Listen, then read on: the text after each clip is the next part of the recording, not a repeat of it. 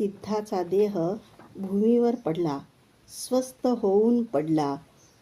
दुरून मुलाचं आक्रंदन ऐकून एक जंगम धावत धावत आला. जंगमाने बालक सिद्धाला उचलून पाणी वाहत असलेल्या ओढ्याकडे नेलं. गवताच्या गादीवर झोपवलं. ओंजळीत पाणी घेऊन मुखावर शिंपडलं. थोडा वेळ गेल्यानंतर प्रज्ञा आली. ओम नमः शिवाय. गुरुदेवा, कुठे आहेस तू? आलास का? हा स्पर्श तुझाच असावा.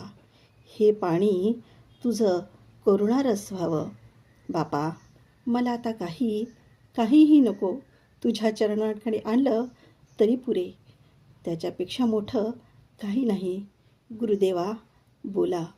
त्या सुकुमार बालकाला पाहत जंगम, डोळे उघड मुला, असं हळूच मुला म्हणाला.